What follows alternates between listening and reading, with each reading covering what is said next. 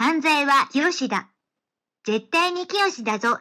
Hello, welcome back. Today I'm going to talk about my time in the Japanese police station. Not the little kobans that you walk by when you need directions and you're lost and everything, but the actual large police station. I did go there, I did spend time there. I spent like an hour there one time back in 2015 when I was visiting Japan. A little background about that trip. It did not start out well. I needed some money, and so my friend got me this gig, this odd job. I did not like that job at all. I'm internally grateful to my friend for giving me this job, or for actually taking the steps to get me this job. So that's not the problem. But the job itself was manual labor, and I did not like that at all. So I took the job. I was on that job for about 2 weeks, 3 weeks, or something like that, just for a little extra money. So, and then I had that job, and then one day on the job, we had our stuff stolen. My stuff was stolen, and my boss's stuff was stolen. It was a bag my friend's family had given me. They gave me like a thermos as well. Inside the bag, I had my pants. My phone was taken. I had a shirt. I really loved that shirt. It was Alf in like that the ET logo. It was like ET and Elliot going past the moon or whatever, but it was Alf and Willie. If you know Alf at all, you would know those characters, Alf and Willie, in a bicycle and a bicycle basket going past the moon. I really loved that shirt. I missed that shirt more than I missed my phone and my wallet and the money that was in that wallet. Just give me that shirt back. I would have been happy if they had just found that shirt. So that trip got off to a pretty bad start. Anyway, time passed, a couple weeks, maybe a month passed or something like that. I got myself a girlfriend over there in Japan, and I was doing pretty good for a second. It might have been that night. Like I think I was hanging out with my girlfriend. It was a nice night, felt pretty good. So I thought I'm just gonna walk home. I'm not gonna take the train like I usually do. I was staying in Nishinipori. My friend lived close by. It's that Nishinipori liner. It's like a monorail type train or whatever. It would have taken me about an hour to walk back. So I said, screw it. I walk all the time. I always walk an hour willingly to nowhere. Daily, I take like a 1 hour walk around my neighborhood. So it's not out of the ordinary for me. I was dressed kind of preppy.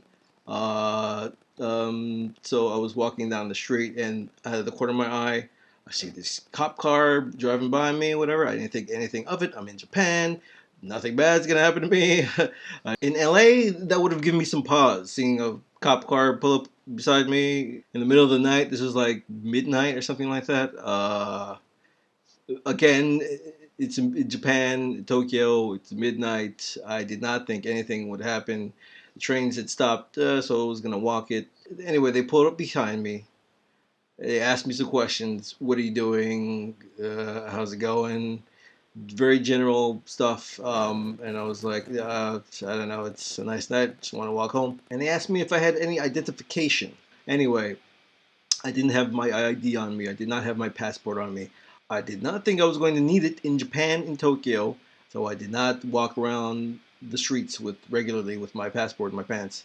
I now know that's a mistake and that you should always carry identification if you're a foreigner in Japan. Remember that. Now I do know. Please have that with you at all times. Anyway, I was walking down the street. This cop car pulls up beside me. They get out and they start asking me questions.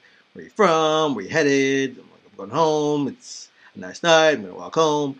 But then I start to realize that they're probably gonna like give me some trouble. I didn't think they would put me in their car and take me to the police station though, which is what they did. But they stuck me in the back of their car, and I was like, wait a minute, dude. This is horrible. All these thoughts were going through my head. I was like, I'm going to have to go back home to America. They're going to send me back tomorrow for doing nothing. And I was like, how do I contact my girlfriend? I didn't have a phone at the time. I was using my friend's brother's old iPhone, and so I didn't have any service. So I was like, how am I going to get in contact with my girlfriend and let her know I'm getting deported back to America? It was all these crazy thoughts were just going through my head. The funny thing is, on the way back to the police station, we passed by this kid, this tall, lanky, black kid, baseball cap, t-shirt, pants sagging past his ass, and I immediately thought, If we were in America, they would have picked up that dude instead. I know it's a shitty thing to think. It's a horrible truth, but that's the truth. If we were in America, that dude would have been picked up and not me. Not that I wish that I would have picked him up instead of me, but he would have been picked up instead of me had this been Los Angeles. That's just how it would have been. But anyway, we got to the police station. I remember no details. I remember pulling up to this police station, walking in. I think it was on a higher floor. No, I'm pretty sure it was on a higher floor. Don't remember riding the elevator up or anything. They led me up there. I walk in, and everybody just stares at me like I'm Michael Jackson. Like this. As soon as I entered that room, I realized why I was being picked up. One, I was WWF, not that WWF. I was walking while foreign. The other thing I realized are these motherfuckers are just bored every day. They have nothing to do. It's Japan, low crime or zero crime, especially in that area. They have shit else to do. So they stopped some dude while he was WWF. I'm really trying to make that a thing. And they just were mesmerized by me walking into that place. They're milling about. They were at their desks messing around with some kind of paperwork. I walk in and they're like, "Oh my god, I've never seen anything like this before." And then so they lead me into this little room, not like Law and Order, where it's like two windows. You can clearly see one guy, like some guy's probably looking in through this like two-way mirror type of thing, and with this big table in the middle. No, it's more like a regular sized Kolban within a police station. Very tiny room. They sit me down and the dude tries he's like some plainclothes officer, maybe a detective or something like that. He looked younger than me, or maybe my age at the time, which is I was in my mid-30s, still am. So anyway, so he tries to bond with me. He's talking about where you from. I'm like, I'm from Hollywood. And he's like, oh, really, Hollywood? That must be exciting. You must see stars all the time. I'm like, never. I don't see stars nearly as much as you think I see stars. Uh, but I do not want to make small talk with this guy. I just want to go home. It was like, at this point, 1 o'clock in the morning, and I'm tired. At the time, I was staying with a good friend of mine. He lived close, and I just wanted to go home and go to bed, and I was really tired. So screw the small talk. We don't continue it for long, but it was long enough for me. So anyway, they get their stuff together. I had to write my name down or some other stuff, and they looked me up, and I guess I was clean or whatever. They didn't have me on anything other than being foreign, walking around at night in Tokyo or whatever. So they say, okay, we're gonna drive you back to your place. If you could go there and get your identification, your passport, and show it to us, we will leave you be. So that's what we did. We went back to the car. They took me to my friend's house. They woke my friend up in the middle of the night so I can go and get my passport. And then we stood outside and they shone the light in my passport. They checked out some stuff and they figured out, okay, he's a foreigner, he's a traveler. We can let him go. And that is the end of my night. It sucked.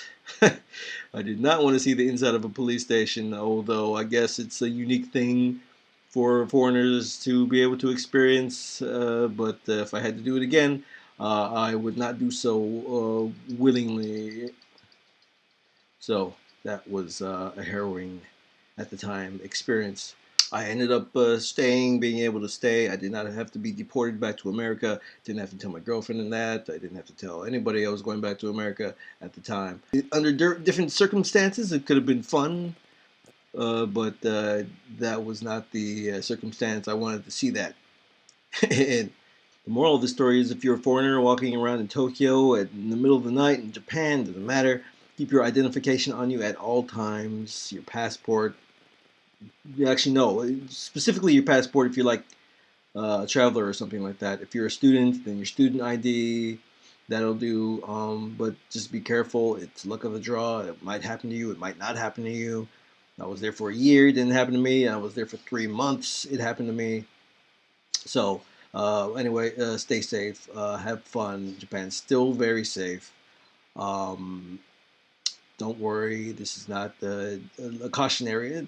I guess it's a cautionary tale. But anyway, Japan's still great. Tokyo's great. You will have fun. Just keep your ID on you at all times and stay safe. Have fun. Again, if you like this, please like it, subscribe, and comment. And I'll see you guys next week. Bye bye. Just a little reminder my books are still on sale. Check out the links below. Thanks.